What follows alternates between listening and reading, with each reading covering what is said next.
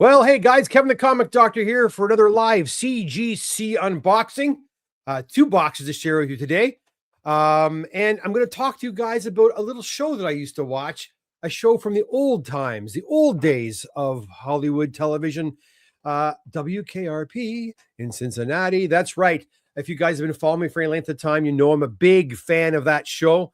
And I've been putting together a little collection, and my collection is now complete. I got to figure out a way to display it, but I'm going to show you guys the collection so far, or I should say the complete collection now. It's not a lot of stuff, but I'm going to share that with you today because it's kind of fun.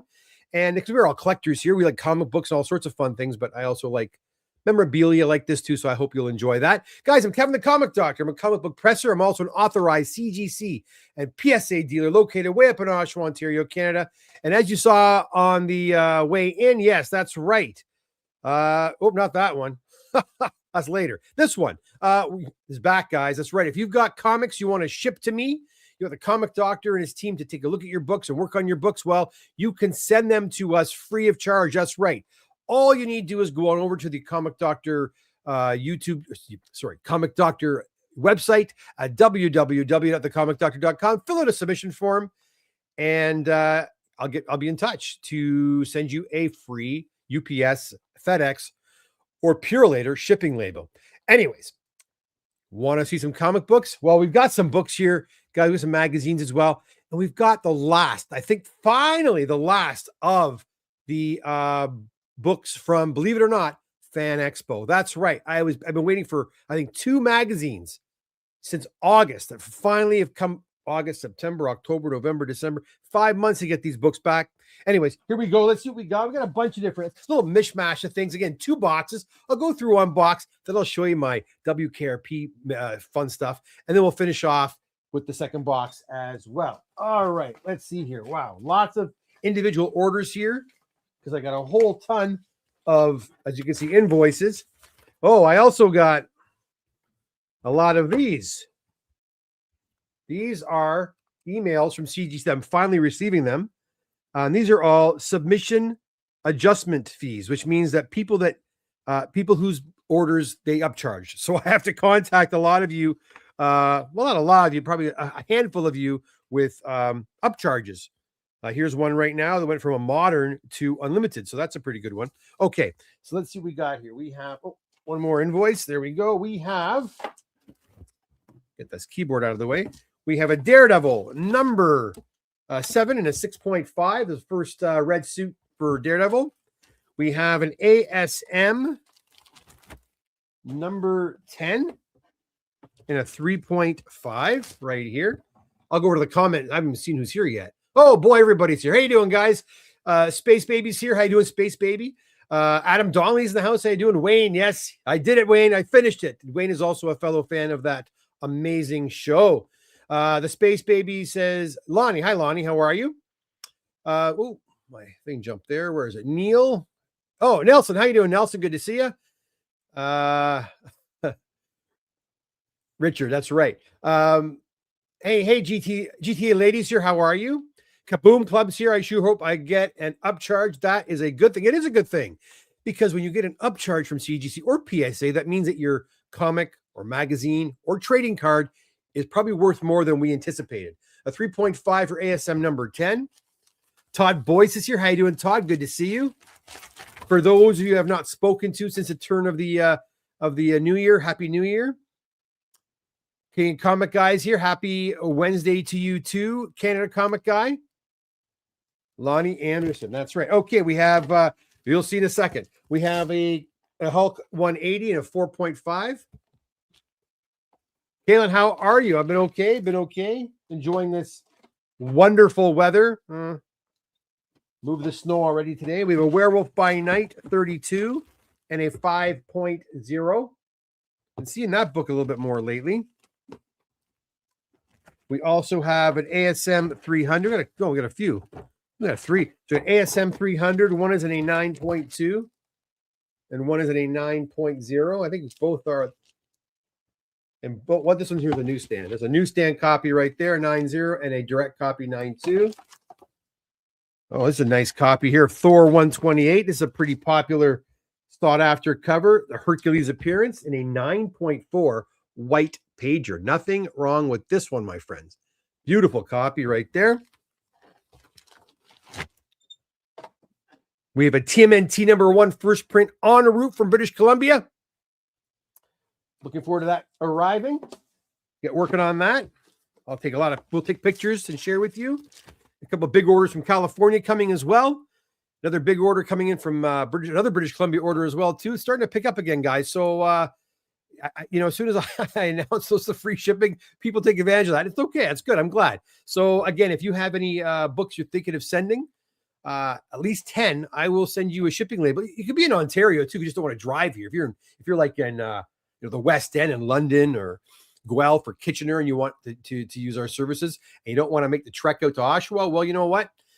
Submit 10 books. I'll send you a shipping label. And with the beautiful thing about Ontario, from Windsor to Ottawa, if you use UPS standard, you get the books the very next day. So they're not sitting in transit for too long, which is really, really nice.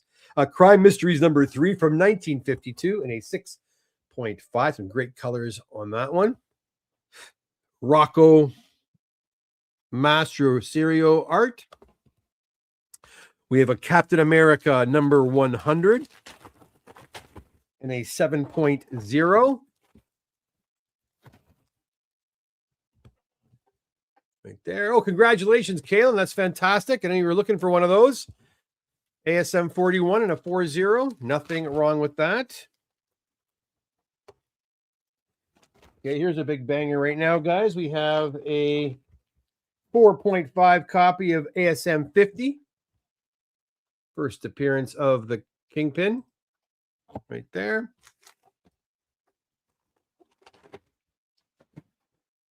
Excuse me. We've got a DC book here. And chewed up pretty good. And I'm literally chewed up pretty good. Flash 105, first Silver Age Flash in his own title. Numbering continued from Flash Comics. Origin and first appearance of the Mirror Master in a 0.5. Look at that. And yet, pretty chewed up down there. And it is missing the back cover. Hence the 0.5 grade. But it does present really nice. Nothing wrong with that. That'll look great up on the wall. Nice piece of art you got there. The first Mirror Master, a bit of a monster book there. We have a Bobby Shelby Comics. Wow. Bobby Shelby Comics file copy. A file copy in a 9.4. For what year is that? 1949. 1949. Wow.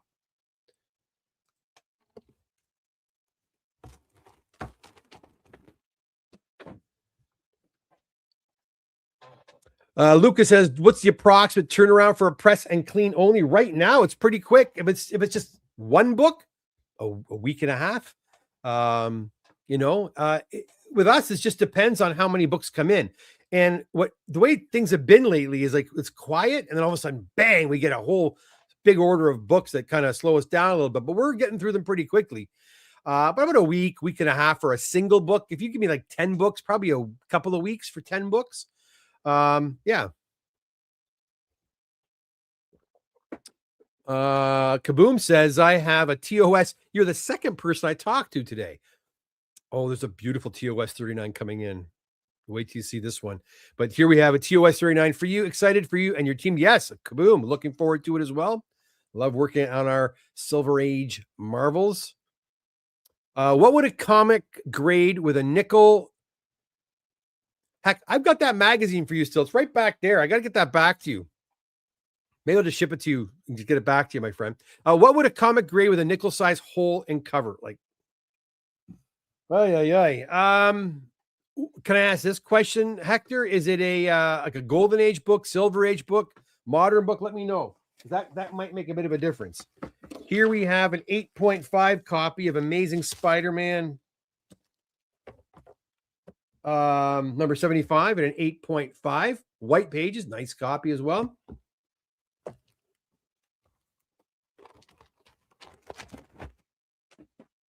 We have a 6.5. Man, a lot of single orders here. 6.5 ASM 39, bottom staple reinforced. Now, is that us? I don't know. We haven't ever been caught. So maybe we did get caught. I'm not sure. But anyways, bottom staple reinforced right there. And an ASM 39. Beautiful copy. I don't know if it's us, though, because we don't reinforce it with glue or anything like that. It's all done with proper material. So if anything, it should have been conserved grade, not a purple grade. Hobbit #1, Eclipse, second printing in a 9.8.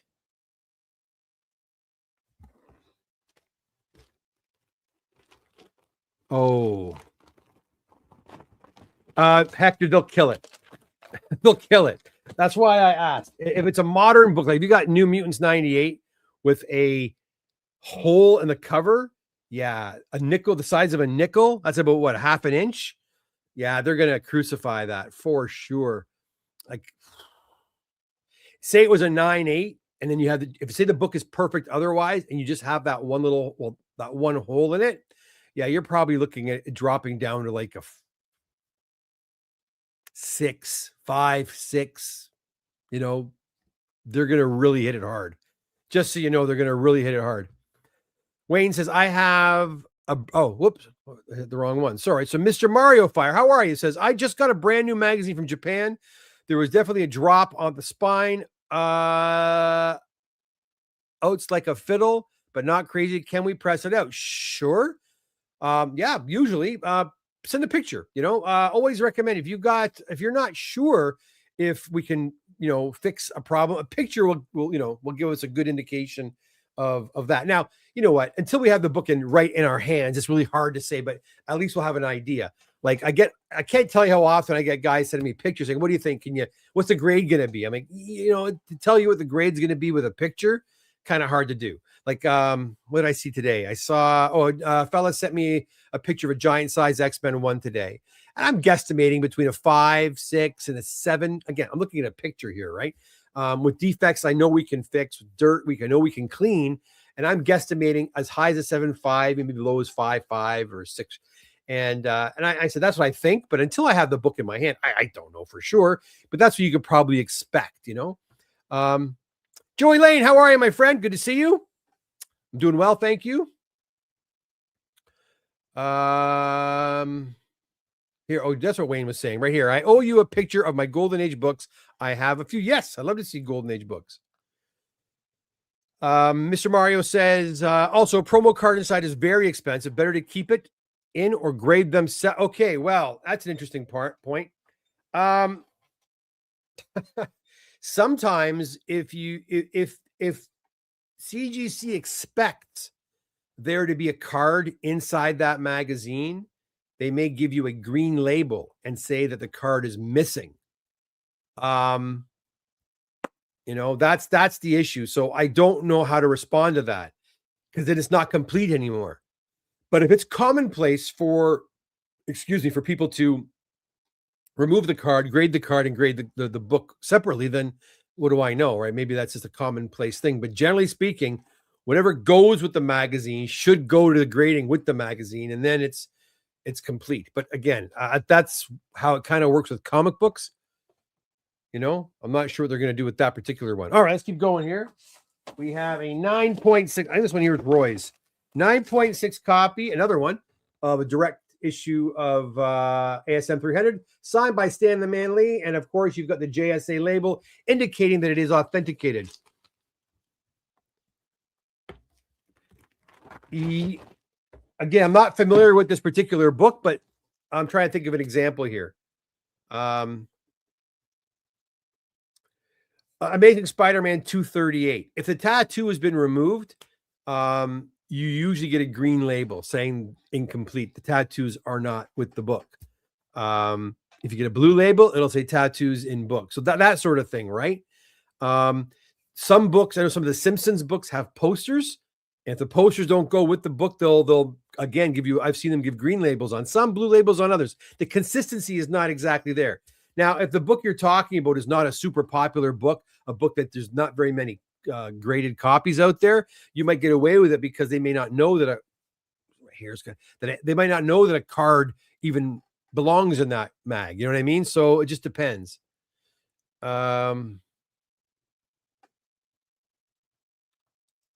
Only loose cards and magazines like subscription cards don't get dinged.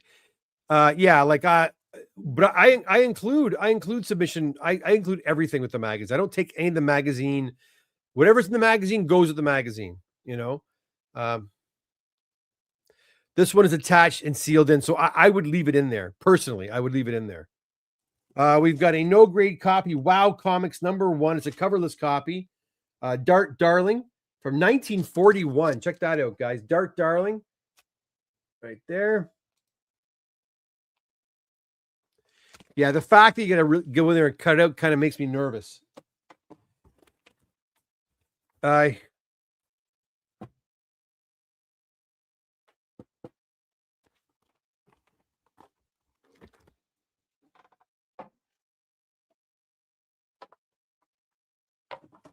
what else do I have here?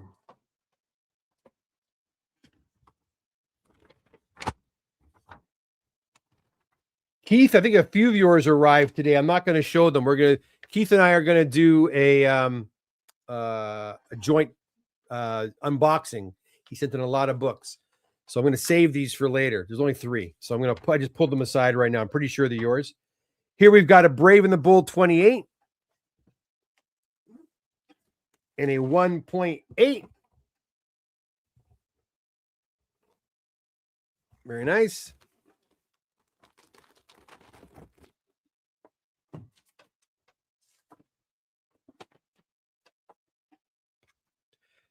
Actually, another one. The ASM 1 arrived, actually. Do you want to see that one? The ASM #1? I can show that one up if you want me to. If not, I can hold off. What do you think? Should we show it off a little bit for you? It's up to you. I have 350 more. Yeesh. Oh, man. All right. We got a Weird Terror #4. Weird Terror #4. And a 4.0 from 1953. Very cool, like a zombie strangling book with a girdle on the back. Pretty nice. And then we have Spy Smashers. Sorry, Spy Smasher Comics from 1944. Canadian copy and a 3.5. It's in there really tight, guys.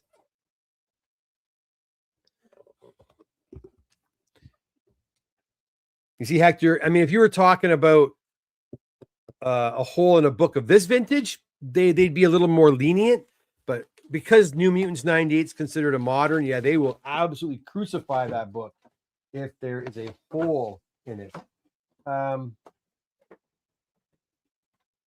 All right, here we go. ASM #1. This is Kaboom Club's book.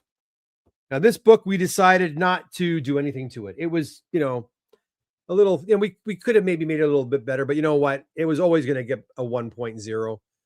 1.0 complete copy of ASM #1. I think it shows really nice. Right there. I don't know. Kaboom, is this for sale or is this a keeper? Because you never know. Maybe somebody out there would like to own it. And probably an affordable copy anyways, and it's complete, which is nice. Congratulations. So yeah, again, guys, if a book comes in, it's too far gone. Sometimes, yeah, we can press the book and it will present better in the slab, but it doesn't mean you're going to actually get a higher grade. And a book like this, the cost of the book, Oh, there you go. Okay, so this one, guys, this is for sale. If anybody in the chat is looking or knows somebody who's wanting an ASM 1, this is out of Toronto. Kaboom Club is right there. Give him a follow, and you guys can communicate directly with him, and I will not be involved at all. There you go. Anyways, congrats on that. Oh no, 1.0. Yeah. All right, here we go. Okay, so that's box #1. There were 3 more of Kaboom's books. We're going to hold off on those until we do our unboxing together. Let me just grab my KRP stuff. And we'll do this really quickly. Again, guys, this is not comic stuff. I get that. This is memorabilia, right? And I don't know about you, but growing up in the 70s and in the 80s, I was for lack of a better word, addicted to my TV shows. And there were several shows that I watched. And I think out of the 1970s, I was really most, and I don't understand how, I mean, I was like 7, 8, 9, 10 years old when I watched WKRP. And I don't even know if I got the humor, to be honest, but for some reason, I just really liked that show, whether it be the characters or whatever, the writing or the hijinks they got into. But WKRP was one of my favorites. Maybe it's because I watched it into my teen years as well, too. Okay. And then there was many, many other shows. I mean, and I'm sure a lot of you, if you're I was born in 71, and I'm sure a lot of you are around the same age as me. TV was, but yeah, Wayne, hey, man. Right. And I'll tell you, I like television there was a lot of reruns too, right? I was watching things like, My Three Sons and the Brady Bunch and, the Partridge Family. My sister was older born in 63. She was 10, she had, almost 12 years on me, 11, 12 years on me. So I certainly, not 12 years. My God, bad math, Kevin, like 8 years on me. What else? There was, HR Puff and stuff, the kids shows for sure. But when it comes to sitcoms, Happy Days, Laverne and Shirley, Three's Companies, Too Close for Comfort, The Fall Guy, I watched Dallas with my parents, man. Who Shot JR? Knight Rider, The A-Team, and that's not even including the cartoons, right? The Cosby Show in the mid 80s and the Cheers and all. I watched a lot of sitcoms. I love the sitcoms. I really got a kick out of watching them. Probably my three favorite were, again, WKRP, Happy Days, and Three's Company. So anyways, out of all of them, though, if I had to sit back and watch season after season, it'd be WKRP, probably then Three's Company, and then probably, Happy Days. Here we go. So I'll show you all of them because there's not many. It wasn't a very big cast. So let me see what I got. I'm going to put these all away later. So here we have, and I'm not going to put them in order of how I got them. Well, I can show you this first. So this is a part of my collection. I was very happy to get this. Howard Hessman, who played Dr. Johnny Fever. I got this right here. So here's the first one. Howard Hessman as, Dr. Johnny Fever. He was very popular. He passed away about, 2.5 years ago. And when he passed away, his wife put a lot of his WKRP, they auctioned it off on eBay. And I try to get some of the more important stuff, but I just want to get a script. And so I have an actual final script right here from 1979 For Love of Money. And what's really, really cool about this is, you've got Hessman's writing in the book. So this is Howard Hessman's personal copy. And throughout the book, you've got his notes. And if you've ever been in a play before or a musical, you get a copy of the script. You make notes in the script. So this was one of his final drafts of that episode. So that I picked up a couple of years ago. Was so happy to get an actual authentic. This is in Hessman's hands, man, and he actually used it on set, which I thought was really cool. So that's one of the first items I have, along with Howard Hessman's photo and signature. And this one here was personalized. I really didn't care that it was personalized. I don't give a shit. I just got it. Next, I have, is it in here? Oh yeah. And then I think I showed this one off before. This I picked up locally, was an actual ticket to one of the screenings of you're invited to go and see from the producers of the Mary Tyler Moore Show, WKRP, a new comedy, from December 15th, 1978. The comic doctor was 7 years old, counting the days till Christmas. And I've got this actual ticket from, which is really sick. Which was videotaped at TLA Stage 4 MTM Enterprises. Pretty sick. And I took it to one of the actual screen tapings of the show, which I thought was really sick. So that was cool. And I'll show you what I have in the other box here in a second. So that's really neat. And then I have, of course, she also passed away recently. This past year, she passed away, which really sucks, is Lonnie Anderson. Of course, Jennifer Marlowe in the show, which is really, really cool. I was like, that's a nice picture. And then here I have Mr. Carlson's mother, who she was on the show quite a bit too. She wasn't a part of the regular cast, but Carol Bruce was on there for quite a while. She wasn't the original actress that played Arthur's mom, but she was in there after that, and she was on it for for almost all the seasons. And yeah, so I got that as well. And then I have, of course, this was a hard one to find, and I wanted to get one where he was actually dressed like Herb, but I didn't get it. But at least he mentions WKRP. Frank Bonner as Herb Tarlick. He passed away about 2 or 3 years ago as well. Really sad. But at least he mentions WKRP down here, like he says WKRP, which is really sick. You know, so I was happy to get that one. One of the first ones I picked up was Gordon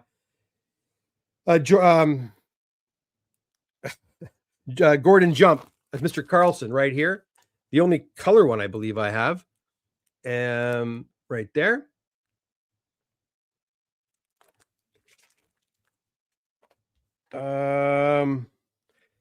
Here I have Edie McClung, Herb Tarlick's wife. If you remember that, she was also in Ferris Bueller's Day Off. Oh my gosh, she was in so much stuff. She was also in Planes, Trains, and Automobiles, right? That little exchange with Steve Martin, which is really quite good. Was that her? That might not have been her, actually. No, I don't think that was her. I'm sorry, I don't think that was her. No, that wasn't her. But anyhow, pretty awesome. Then I've got, of course, Tim Reed, and Tim Reed's still kicking. Tim Reed is I follow him on Facebook. He's quite active still. Anyways, I think he's a production company. That was one of the first ones I received, and I like this one because he's dressed with the wearing the Venus flytrap kind of attire, which I was looking forward to. He's a righteous dude. That's right. He's a righteous dude. Now, the first one I got was actually the hardest one to get, was Jan Smithers. And this is pretty cool because it actually came from her. You can see she actually wrote that writing there is Jan Smithers' handwriting right there, 100%. Because I have her signature on her picture there, and you'll notice the J and the S it's her handwriting, the whole thing. So she would actually personalize and send out the mail herself. And what's funny is this actually went to to a guy in Montreal, Quebec. This actually ended up in Montreal. But so yeah, she was that was a hard one to come by. It was a 5x7, not an 8x10, but that was totally cool. Who would you prefer, Jan Smithers or Lonnie Anderson? I don't know. I kind of liked them both, but Jan Smithers, I kind of had a crush on her. Bailey Quarters was a good character. All right, and then I think this is one more. Or is that it? No, I think that's it. So who am I missing? Who am I missing?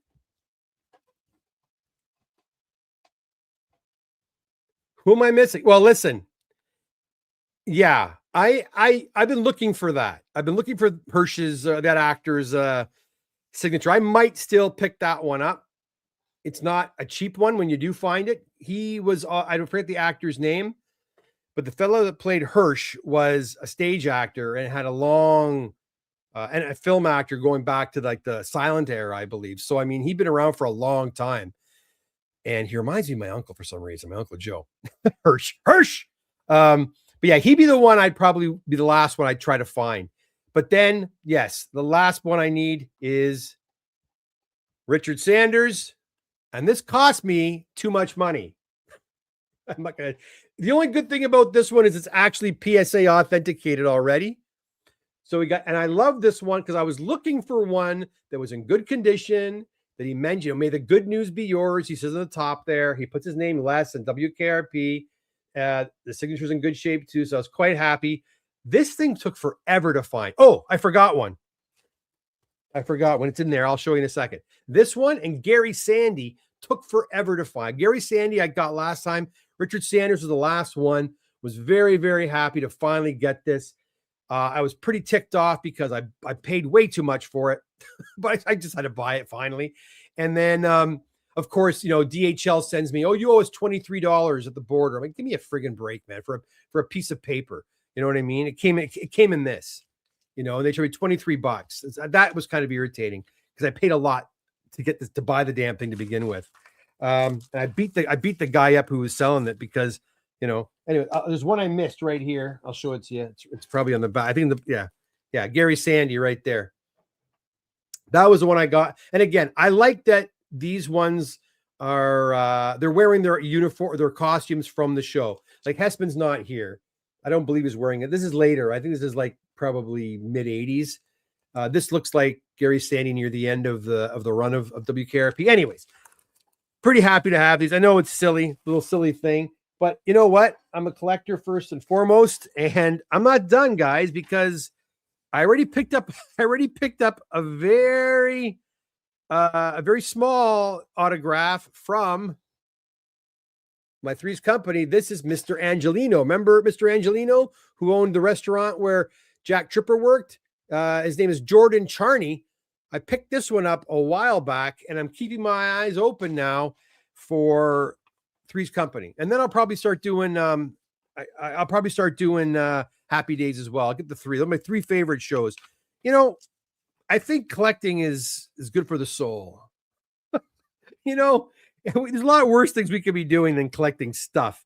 And again, a big part of the comics, you know, and wanting to get the comics that we don't have is nostalgia and remembering a better time or a fun time in our lives. And these shows like WKRP and Three's Company and all these shows, they made me really happy growing up. I had a lot of fun watching them. And I'll also say this, and I've said this before. You know, a lot of you probably don't know this about me, but I mean, I do a little bit of acting. You know what I mean? I've been involved in theater, and you know, I was I didn't do it, but I was accepted into U of T had a very prestigious drama program at one point. I'm not sure if it is anymore, but I was accepted in that, and I turned it down because at the time I was already behind a year. I didn't want to spend more time getting my degree, and I don't know what would happen if I'd gone down that road, you know. And I was always, I don't want to toot my own horn, but I was always pretty good at it. You know, I was very comfortable up on stage, and I particularly like, you know, comedy. I like doing improv. You know, even like physical comedy, I enjoy doing, and I give a lot of that, you know, to John Ritter, you know, and you know, other actors that I admired growing up. They were kind of my early teachers, you know, comic timing, you know, delivery and things like that. I picked that up from them. And so, yeah, they were like they weren't formally my teachers, but in a way they kind of were. They inspired me to be the kind of actor that I was. And so anyways, it was a lot of fun. So that means a lot to me. So anyways, thanks for putting up with that. I hope you enjoyed it. But yeah, you want to, you know, if you like something, you love something, and you want to collect it, go for it. It's a lot of fun. I was very happy to open that package today and look at Richard Sanders staring back at me in a picture. You know,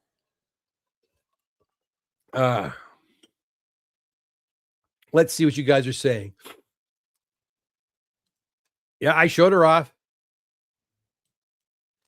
Yeah, they don't encapsulate these photos, but you can send these. I can send all these, and I might do this. I can send all these photos to PSA, and they will authenticate them, and I probably will. It wasn't very expensive last time I checked. I might just do that, so they're all PSA authenticated. Yeah, head of the class, exactly. That's right. I figured it was, and if I could find another one to replace it, but his signatures have gone up as well. With him as Dr. Johnny Fever would be nice. Yes, me, Angelina. My avatar is Johnny Fever. Let's see. There he is, Space Baby. Love it. Great show. Johnny Caravella, man. I can go watch 5 or 6 episodes right now. I love it. I absolutely love it. Being a latchkey kid TV brought me up. You know what? I think it brought a lot of us up. That was our generation. That was when TV was good. You know, TV, films, all those things were a lot. I didn't even talk about the Incredible Hulk, the Bionic $6 million Man, you know, Bigfoot on that show. You know, oh my gosh, there was so much television we watched. So much television. Me and my brother used to watch Fall Guy with Lee Majors. Just love. And that was late for me. That was like 10 o'clock. It would go Three's Company. No, sorry. It'd go Happy Days on Tuesday night. Happy Days, Laverne and Shirley. Three's Company, 9. Too Close for Comfort at 9:30. 10 o'clock was a Fall Guy. And that was late for a kid, you know, 11 years old, staying up to 11 o'clock on Tuesday nights. get up for school the next day. But man, we used to have so much fun watching those shows, you know. Yeah. Carlo Mandela. Hey, Carlo, good for the soul, bad for the wallet. Oh, yes. Yes. And will I ever get my money back for this stuff? Probably not. And you know what? That's just fine with me. I don't care. Sometimes you're just buying it because you love it.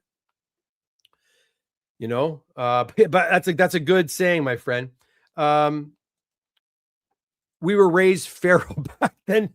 I tell my son, man, it's like you got up in the morning in the summer, grab a bowl of sugary cereal. I'd watch Wheel of Fortune when it was first starting. Remember Wheel of Fortune when they would make all that money and they'd pick prizes and I'll take the golf clubs and I'll take the trip to Mexico and I'll take that sofa set and I'll have that moped and I'll take the TV and VCR. Remember that? They'd go around, they'd pick prizes and they'd use all their money up. That's how it kind of was when it first started. That's the beginnings of Wheel of Fortune. I love that, man. Going shopping.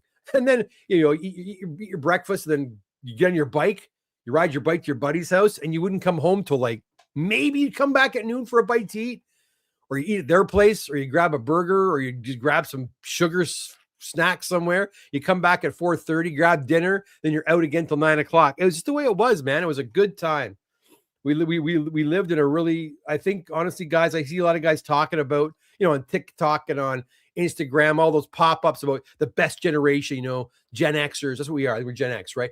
The best, I kind of have to agree. I think we got the best of all of it. And yeah, it was a fun time growing up. That's for sure. Get them sealed, please, Doc. Yeah, I probably will. I want to get the last one, but now you see someone mentioned Hirsch there, and I'm thinking about getting his, we'll see. My pleasure. Hope glad you enjoyed it. Mallory. Who's Mallory? Are you talking about from Facts of Life? Not Facts of Life, with Michael J. Fox. Family Ties. It's another one. Family Ties, another show I used to watch. Yes, Wayne, that was my girlfriend. I had a Lonnie Anderson poster.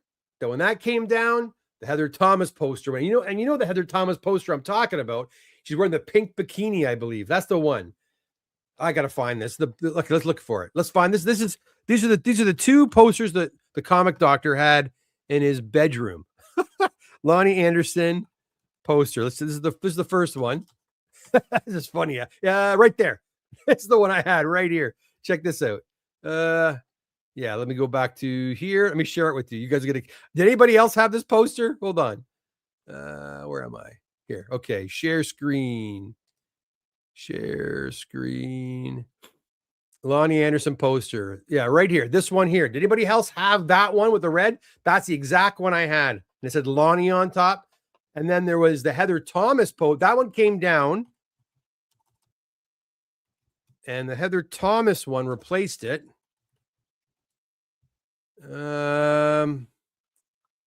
Let's see. That's the one, I think. Oh boy, I think it's this one right here. That way, then the hot tub. That rings a bell. I knew it was pink. See, guys? Yeah, that's the Heather Thomas poster I had right there. Yeah, right there. That's the one. Oh boy. Yeah, the good old days, guys. The good old days. All right, let's get out of there. Yeah, now Heather Thomas was also in V, wasn't she? She was in the Fall Guy, and she was in TJ Hooker, another show with William Shatner. And wasn't she in V as well, with the aliens and all that, the reptilians?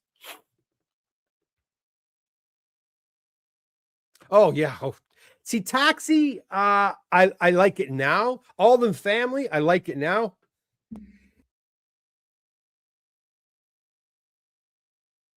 Sorry, I had to sneeze. But All in the Family now, I used to watch it when I was a kid, but I didn't love it. MASH was too much for me. I didn't get the humor. It was a little too mature for me, maybe. Later on, I got into MASH. I got into, like you said, Taxi for sure. My favorite Taxi episodes was the episode where Jim tries pot for the first time. That's a freaking amazing episode, right? Funny stuff. David, yes, I just went through it all, but you can backtrack and watch it again. I went through it all. Marky Post, yeah, from another great show. What's it called? Night Court, right? It's great.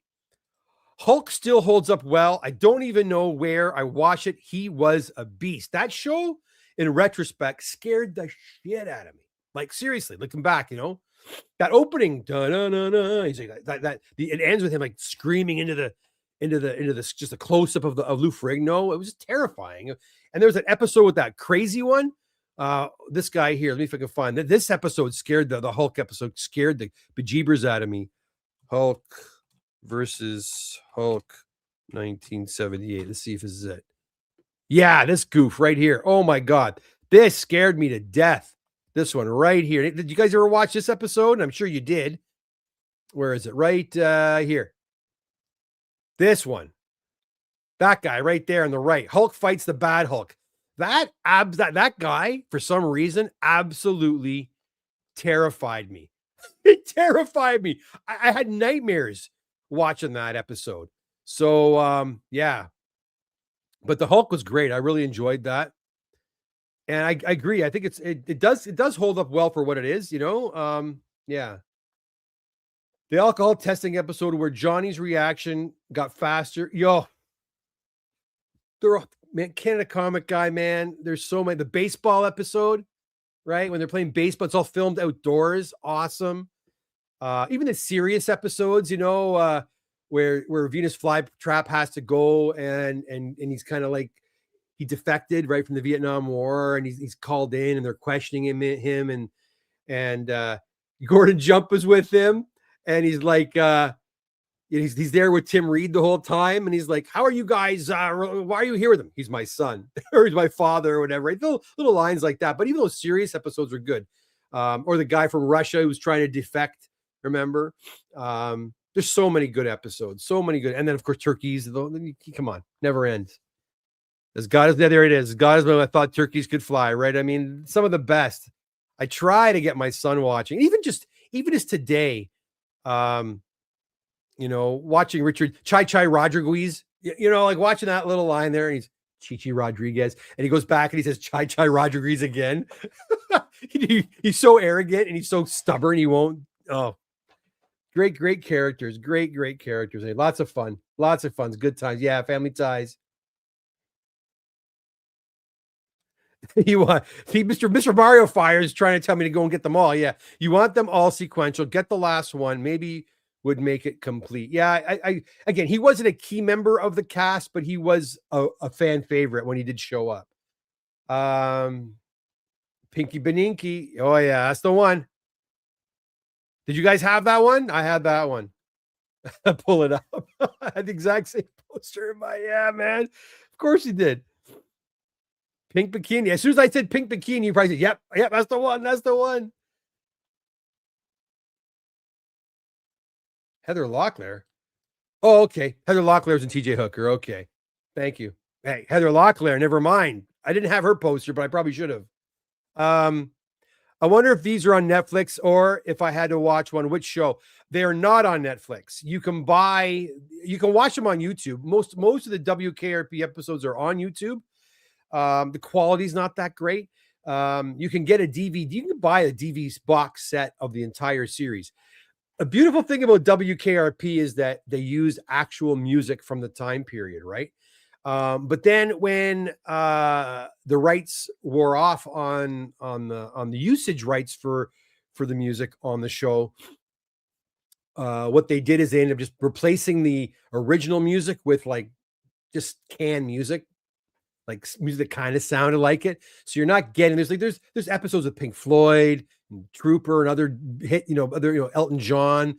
There's a whole episode with Elton John as his music guy, Tiny Dancer as a major part of the show. And it kind of made no sense. They took the song out of the show and replaced it with music that didn't make any sense. So but anyways, you can still get a sense of what the show is all about with the YouTube channels. But the box sets, they released them in order, right? And what I liked about WKRP as well, and a lot of these shows were like that too, even like Happy Days and Three's Company to a certain extent, there was a continuity with those shows. So certain things that would happen in an early episode they would refer to it later on, or they would, characters from previous would show up again, things like that. And I appreciated that about those shows, that they weren't just like standalone episodes, that they were part of this continuity, the universe, the Happy Days universe, or the Three's Company universe. I really like that. Marky Post and Fall Guy? No, that was Heather Thomas. Oh, she was in a Fall Guy too. They both were though, right? Come on.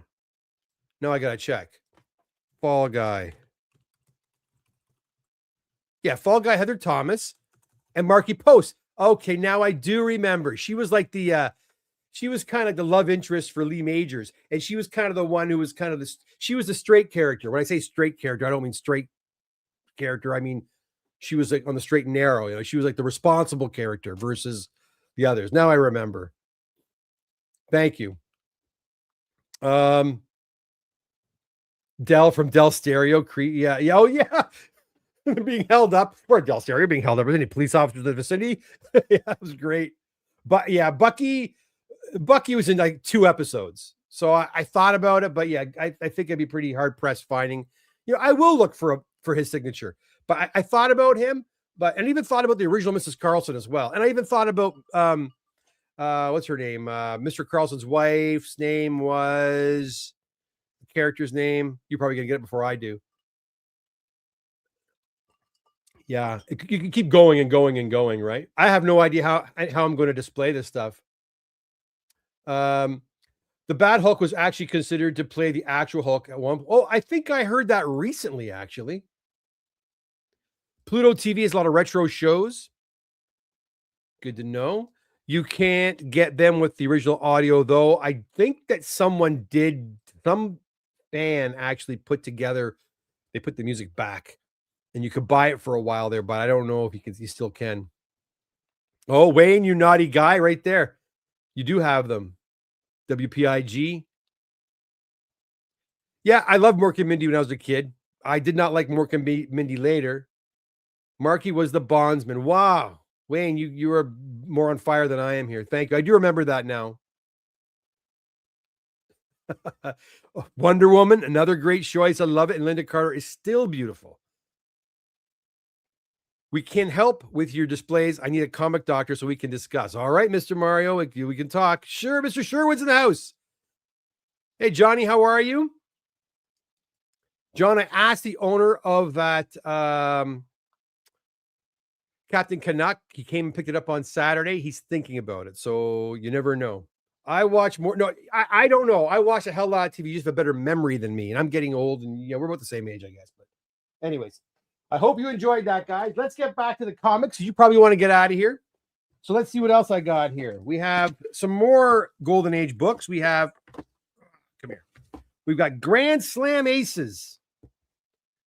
A Canadian book, and a 6.5 from 1945. Look at that, guys. Gorgeous. The yellows on there still pops. We also have The Human Torch from 1945. This book here came all the way from, I believe, British Columbia as well. It's a 5.5. I was hoping this was going to get a little higher, but there's some staining on the back. Perhaps that's why they gave it a 5.5. I was hoping for a 6.5 to 7 on this one. You might have saw this one on my Instagram, but a beautiful Human Torch book. Number 20. Gorgeous. And then we have a first appearance of Thanos. Yes, it's still a pretty sought-after book. Iron Man 55. First Thanos, and first Drax, too, I believe. And Drax looks nothing like the Drax we got in the MCU. We've got a 9.4 copy of Amazing Spider-Man. Gorgeous copy. $129. Look at the yellows on that. And the whites just pop. Very nice copy. White pager. We've got a first Polka Dot Man. Right here. Detective Comics number 300. Right there. Nice copy.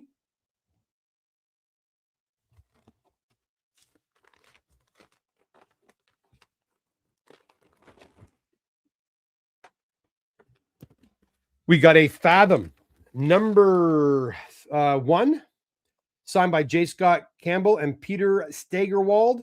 These are authenticated signatures. Beautiful 9.8. Again, guys, if you've got comics with signatures on them, there's one, J. Scott there, and you've got the other fella right there. Yeah, they can do that. They charge per signature. And even if they refuse the signature or say the signature is not authentic, they will still charge you. There it is. Magazines are coming up in just a second. We've got Wild Bill Hickok in an 8.5 Canadian edition. Look at that one right there. 1949 as well. Very cool. Luis Mendoza, yo. How are you, buddy? Deborah Winger was Wonder Girl. That's right. That is right. Deborah Winger went on to be in, wasn't she in in Poltergeist? Was she the mother in Poltergeist? We have a Weird Terror number 3 at a 3.5. Another great horror cover. Now, this one here, this book, I believe, is one of the books where they actually upcharged me. And this is the first appearance of the Silver Age Clayface in a 6.0. Now, this one, if I recall correctly, I might be wrong, I believe had the staple problem down there that we fixed. And it looks like no problemo. 6.0.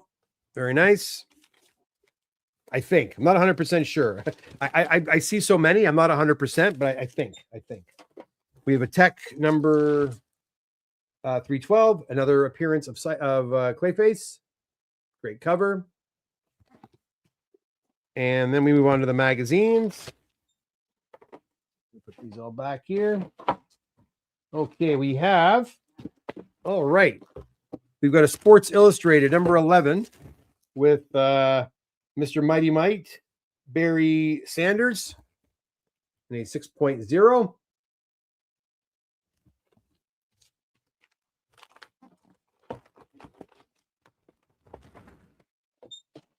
We have a TMNT number 1. The third printings of this, man, I've been seeing a ton of them. The third printings have come out of the woodwork, my friends. Anyways, 8.5 on that. And we have also an 8.5 of Raphael. Number 1, first Casey Jones. Right there. Their magazine holders seem fatter than usual. Here we have a really cool magazine from Fan Expo.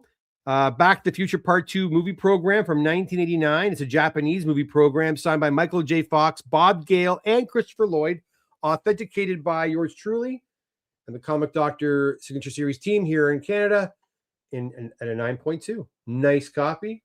I was really nervous they were not going to grade this one because it's, as you can see, it's really, really tall, but they did.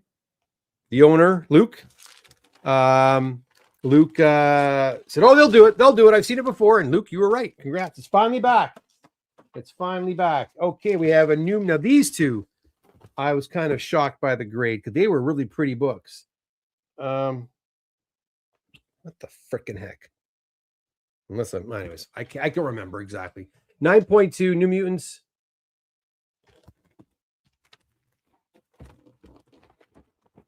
And then we have another New Mutants here. And a 9.4. Right there. Black cover. Really hard to get in a 9.8, this book. These were quite nice, actually. I thought we thought they were going to come back a little higher than this, so I don't know. Look at it a bit closer. These are the last Fan Expo. We've been waiting for these forever, those Fan Expo. This is the last. Now, here's the very last Fan Expo book here. Signed by Mr. William Shatner. Star Trek motion picture movie adaptation. And a 9.2 with William Shatner's signature right there. That was the last. So that's it, guys. That's all Fan Expo books back. I know Luke was saying, "Where's my book?" Both owners of these books Back to the Future's name's Luke as well. And they're both like, where the hell are our magazines? I'm like, you know what? I don't know. But your patience is greatly appreciated. And I'm at the mercy of CGC, right? And they got here safe and sound. So nothing to worry about. Just had to wait a little longer. I don't know why. Okay. There you have it. Let me, someone mentioned something about the Fathom book. I want to see, like, she's peeing. What was this? Let me see this. Funny outtake of that Fathom book. Some people, she's peeing in the water. Yeah, I guess you could say that. I could see that, Lewis, for sure. Would you be able to hold some old books and let us know what you would grade them quickly? Example, a 6 versus an 8. You mean like get old books and then tell you what I think the grades are going to be online? I don't have any books really to share with to do that here. Oh, hey, Carl, there you go. I can do that, Mr. Mario, but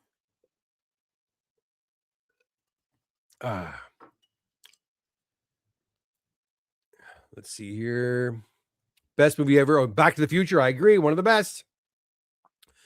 And last but not least here is John. What are your turnaround times now? Not bad. Turnaround time for comics and magazines to press is about 2 weeks, under a month.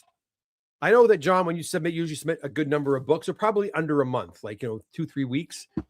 But then the CGC grading is a little bit longer than usual, which is let's have a look. Actually, I'm not sure what CGC's turnaround times are right now, but they were long there. CGC. Let's go in and check out service and fees, turnaround times. So moderns are 45 business days. Vintage are also 45 business days. So it's not terrible. High value, 10 days, unlimited or 5 days. So that's not too bad. How about magazines? Oh, okay. So magazines, yeah. So magazines, 67 days for modern, and vintage are also, magazines are also 67 days. To fast track it, it's 50 days. Just, screw it. I'll just stick with it. Now, if the magazines get to like 70 days or 75, then I'll probably start adding the fast track fee again. But, it is what it is. I'm not going to pay the extra money to get the books back, 50 days. It's got to be a bit better of a deal than that. But anyways, there you go. And pulps are, no one really, the pulps are really taking a hit, guys. I was getting pulps all the time. And no one, I got one pulp in the last 3 months. No one is submitting the pulps. Hey, Paul, how's it going? Paul's Cards is here. Lewis is admiring your book, Carlo.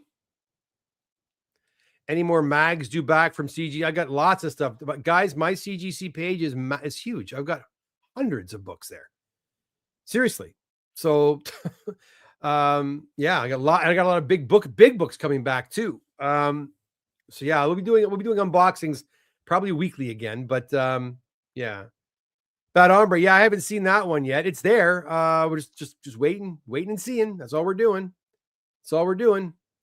Adam Donnelly says, did you happen to catch Swagglehaus's new video where he talks about people removing the cardstock variant covers on Absolute Batman to get the original cover? No, I did not. Did you happen to watch Swagglehaus's new video? Remove the cardstock variant covers.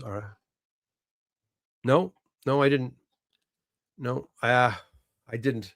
Been too busy watching the news about, our politics. That's what I've been spending a lot of time watching. Can we submit other things like DVD sets and video games? Well, DVD sets, they will not grade. They do grade VHS cassettes and they do grade video games. And I've had this conversation with my clients before. Yeah, I can help you with that as long as you're okay with paying the actual shipping charges that CGC is going to ship them back at. So for example, if you get like some video cassettes you want to get, like you got, Back to the Future, or you have Star Wars or whatever, and you want to get it graded, I can submit it to CGC for you. but I'm going to have CGC mail it directly back to you. So whatever they charge to ship it back to you is the charge for shipping. If you're happy with that or you're okay with that, that's fine. Like I've got Chad's a great guy. He does a lot of video games. And the last few times the video game fees have been through the roof. And I said, I'm going to stop doing it. But he said, no, I'll pay the shipping. I don't care. I said, are you sure? Because the shipping is exorbitant. And he's okay with it. So, I mean, Chad's electing or has decided he's going to pay that. And that's fine. I'll still submit for him because my shipping it there is pretty reasonable. It's coming back, man. They won't combine it with comics. They won't combine different. They won't send cards with cards with comics or comics with they will do comics and magazines, but everything else they will not ship together. That's it. So if I send one cassette tape, they're going to send back one cassette tape, and you're going to pay $100 for the one cassette tape. That's basically what I'm saying. So if you're okay with paying $100 for one cassette tape, then I'll happily do that for you. And you know what? If it's a Star Wars, it's probably worth it. But most video cassettes are not worth it, and so therefore most people elect not to send them in. But to answer your question, yeah, I'm happy, Mr. Mario Fire, to work with you with anything you might want to have graded.